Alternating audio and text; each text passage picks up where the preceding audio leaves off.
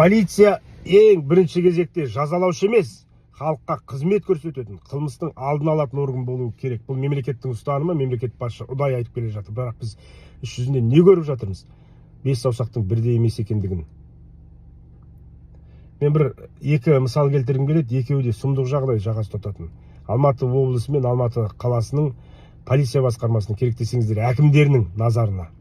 Мынау бірінші жағдай. Кеше полиция қызметкерлері зейнет жасындағы әженің көшеде капуста сатып тұрған үшін, ашытылған капуста сатып тұрған үшін 25 мың теңге айыппұл салыпты. Өзі 75 мың теңге пенсия алады. Оның 25 мың айыппұлға төлесе, 50 мың теңгеге әрі қарай кім, қалай өмір сүреді? Дәл осы шешімді қабылдаған полиция, сіз неге сүйендіңіз? Ана әжейді сіз өзіңіз асырайсыз ба? Сіздің отбасыңызға аптасына 50 мың теңге отбасыңыз өмір сүре алмайды 50 мың теңгеге. Бұл қаншалықты әділетті шешім?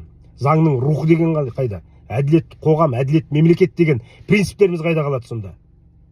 Неге дәл осындай бір жақсы қоғам, жарқын өмір сүректеп бәрі талпынып, тырысып, заң қабылдап жатқан кезде қоғамның жиіркенішін тудырудың осындай қажеті қандай?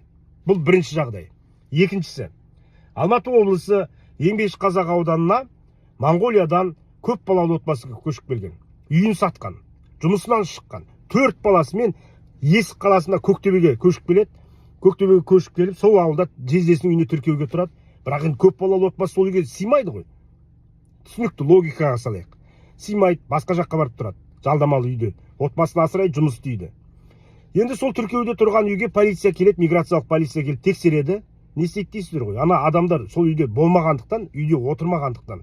Олар 24 сағат отыру керек. Я заң бойынша солай. Отырмағандықтан үйдің иесін алып кетеді. 4 сағат тергейді. 4 сағат тергеп, хаттаманы толтырып, сосын сотқа береді.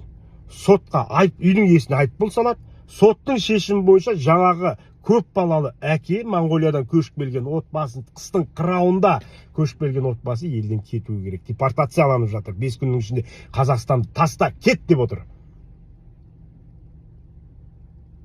Ақпанда.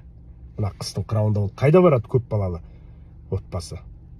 Бұл әділетті шешім ба ағайын? Әділетті ма бұл?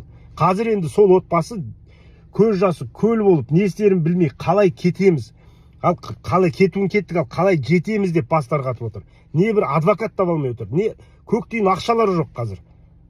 Уда шу, 4 баласы ұлардай шулап жылап жатыр. Осы ма біздің келген еліміз деп? Азарсыз қалдырмауларыңызды сұраймын.